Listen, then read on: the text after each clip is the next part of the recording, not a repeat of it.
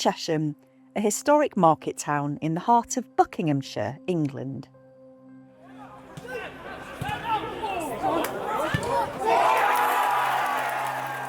Sitting at the tail end of the Metropolitan line, 25 miles outside London, nestled in the picturesque Chiltern Hills and once described as a dog walker's delight.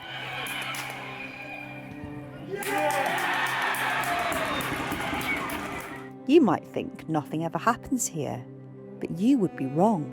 The truth is, things happen every week.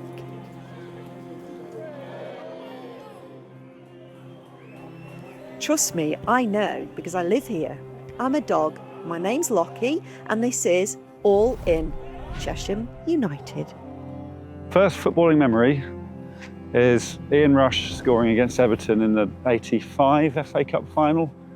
They won 3-1 and Rush's penalty knocked over a camera in the back of the goal. And I remember the camera falling over. I mean, that's my first memory of watching football, playing football in the garden every day with my brothers.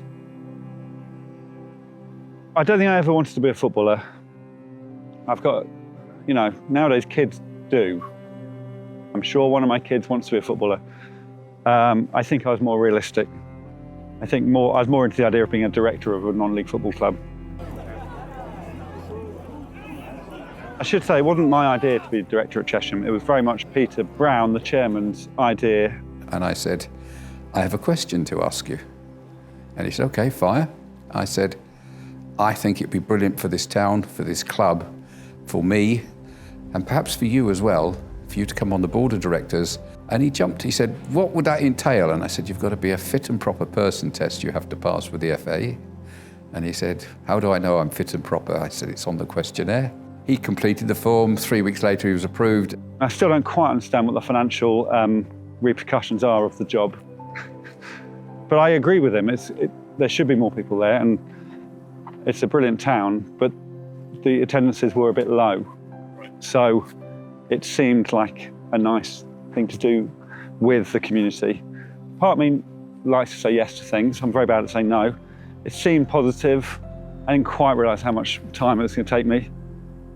When I said to him, Alex, I'd like Taskmaster on our shirts as the main sponsor for the club, he thought about it for 24 hours and came back and said, yes, no problem at all.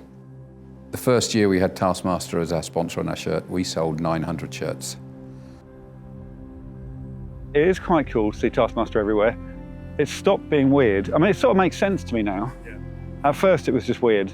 And then I sort of can see the effect it has, and people do buy something like this because it's got that on it. Yeah. It earned the club £30,000. Never in its history has it sold 900 shirts in 50 years. There are pictures of Greg and me around the pitch, which I really love, actually. Well, I suppose the difference for me between non-league football and league football is that you can mingle at Chesham United. So you don't have a seat. You can, there's a couple of hundred, but in general you don't have a seat. You pick your spot, and I tend to stand in the same place every week for superstitious reasons. But you walk in, you look around and think, oh, I know that bloke, and go and chat to them because you're looking at the football. It's not awkward. And that started for me, I think when one of the kids was born, you have the odd NCT groups, new parents, and going to Chesham was a good way of just chatting. So it started from there. So it didn't start with the football, it started with the socialising, I suppose. And I still go in on a Tuesday night, and I know I'm going to know 20 people, 30, 40 people, and everyone does. Everyone in Chesham knows someone at the football. And I imagine that's the same at any club of our level. Yeah. It's just lovely. It's quite pretty, isn't it? So the ground is called the Meadow because of this. I think that specific meadow down there. And people, every time we have visiting fans, they always say, what a stadium, isn't it amazing? It's so traditional, but also so pretty, and sort of a hidden gem. And it's on the tube. I think there are different opinions of what the goal of Chesham is. I think hopefully you'll find out watching this what people think. I think for me it's making it a real heart of the community, getting plus 1,000 every single game. Get 1,000 people through the door every time means this club is secure. and it means it's an exciting place to be. And whether they go further in the league, I don't know, there are pros and cons. Cup runs is a dream. Everyone loves a cup run. But I think just securing, non-league football is quite fragile. So it's securing their future, I suppose. Making sure that the women's team grows according to all the other women's football teams, and making sure that juniors are integrated. We have this ethos of one club, which I think is important. So make sure we all grow in one direction. But mainly that we stick around, I think. In terms of the comparison of sort of Rob McElhenney and the other bloke, it's completely different, obviously. So I live here, I can walk there, and I'm not leaving Chesham, and I'm not got any financial backing from a streamer. So it's a different relationship. It's hopefully a more hands-on relationship, but a less money-orientated one. I deliberately never say anything about the football before a match, and after the match I do go and say hello to managers and whichever players I know, but I'd never comment. I'd say well done, whatever the result. In the same way as I won't get involved in my kids' football or other sports. It's not my job. So no, I'll never get involved, and I'm not going to go in and give them a pre-match pep talk, because that's not my personality. But I do love that I've got access to the changing rooms and the corridors and the physio room. And then we do this charity match every year where I get to play with them, and that's where I get to talk to them properly. But no, I'm just there to bring the glamour of Taskmaster to the club.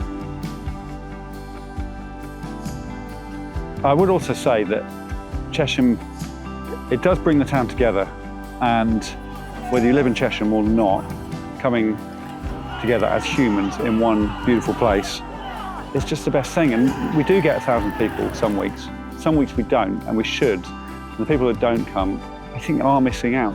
There aren't that many things where people come together as a community, and Chesham United is a brilliant thing, on Saturdays for the men's, Sundays for the women. And the more you do it, the more you enjoy it. It's sort of addictive, like Big Brother in the old days. So the community is first people who can walk to the games, like me. But there's also people coming from far further afield, because you can get to it on the tube. The parking's not bad. But then also, partly since Taskmaster, we've got this sort of wider community of people who watch it from around the world, which is amazing. And they do visit the club. But now you can also see the highlights on YouTube, or this, which is sort of the reason why we're doing it. I think to grow the club even more, and because we think it's worth talking about. It's fascinating and heartwarming and sad and happy and all the good things about life. So yeah, we are trying to grow this community whilst also making sure that it looks after the people at the club. So the juniors are always involved, the ball boys or mascots, husbands, wives, kids, single people, everyone has a role to play, or just eat a burger, support Bill. The reason why you should watch this, All In, Chesham United, is that it's going to be a really honest look at a really honest club. This is grassroots football. I'm not a huge investor from America. I'm only putting in time and these hands. So this is what football's all about. It really is.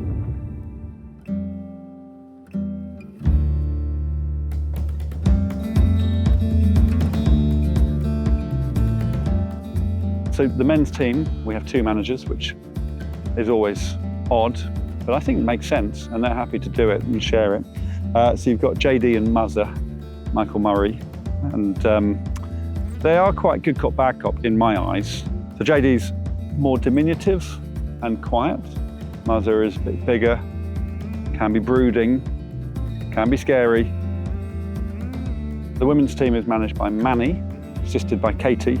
And Manny I know from, he coaches kids football as well, so he coaches my kids once a week. My name is Emmanuel Asari, although everyone calls me Manny now, so that's where we are with that. In terms of Chesham, I've been here, this will be my 5th season now. Came here 3 years as a coach, took over last year as manager, so this is my 2nd stint as a manager. I live and breathe football. As far as Chesham women are concerned, there is this thing around the community that they are a nice club. And I want to still be a nice club, but when we cross the line, I want people to fear us. We don't necessarily have the financial resources that some of our counterparts have. And I've told the girls, if we survive this year, it's as good as winning the league for a team like us. This season, to get through it, we're going to have fun with it as well. But I just want to reiterate what we mean by fun. It's not ha-ha, hee-hee, have a giggle, have a laugh. Having fun with it means doing everything right, getting myself in the best physical condition so I can overlap up and down and have fun making 2v1s down the line. Having fun means getting yourself into the best physical condition you can mentally so that when someone's having a shot in your top corner, you can have fun tipping that over the bar. That's what I'm talking about having fun. It's putting yourselves in a position where you can do yourself justice on the pitch. Because what is not fun is when you go on that pitch and can't do yourselves justice.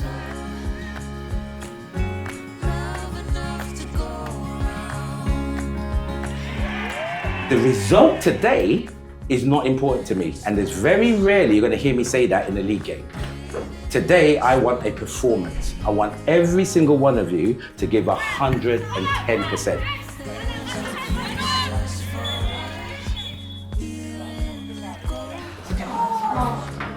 So what I'm saying to you now, girls, this is one of those games where if we turn up today, we go and surprise the league and give them a result at full time that no one was quite expecting Chesham to come out with. Honestly, if we stick together and we stay as a unit and we get through like the first 15 minutes, we celebrate that. We celebrate everything today. If Vicky wins a header, we celebrate it. If Anya wins a tackle, we celebrate it. If Lola gets through on goal, we celebrate it. Yeah, it has to happen. We have to have that character. The character is what's going to get us through the season. Quite right, Tash.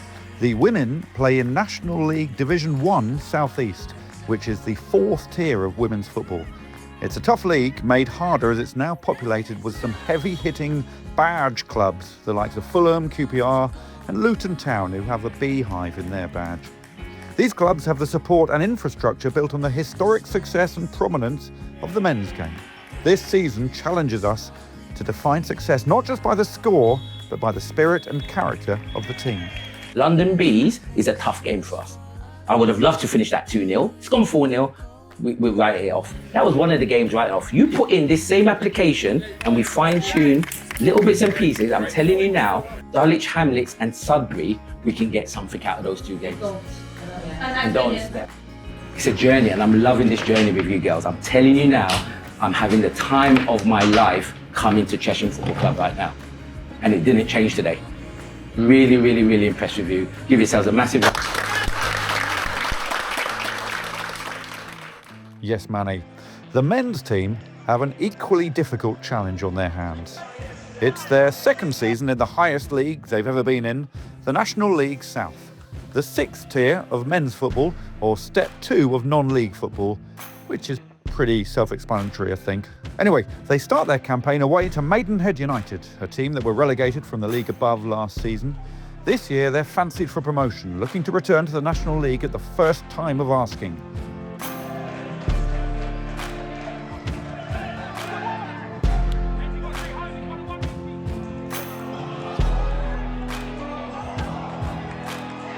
Oh yes, it's the best start possible for Chesham. After withstanding rightly expected pressure, we've managed to get ahead in the game. Alfie Young with the season opener. At half-time, we're ahead, and it's deserved. So in terms of your performance levels have been solid. In terms of what they offer next door, you've got to remember they are a robust, old-school side that just stay in games. So you might come off that pitch thinking, oh, I don't think they're very good. They've got players that can hurt you. But football has funny ways of throwing curveballs at you. A challenge in the middle of the park sparks controversy, as it hasn't been given as a foul. How is that an advantage? Trapped in the corner. That is officiating. Yes, JD isn't sure where the advantage is, and Maidenhead go down the other end, scoring an equaliser. But do you know where it was come from? We not got from the free kick. Emotions gently bubble over, and JD's passion gets the better of him. 4. It's your decision making, James. It's your decision making. Honestly. Oh, you. Honestly. The choice verbals result in JD being sent off. I don't really want to say this, but this couldn't have come at a worse time. First game of the season, away from home, one of our managers sent off. And that's not the end of it. Thanks for watching the first episode of All In, Chesham United. Make sure you subscribe so you don't miss the next episode. Giving us a like helps us out too. And why not leave a comment below whilst you're at it. See you soon. Goodbye.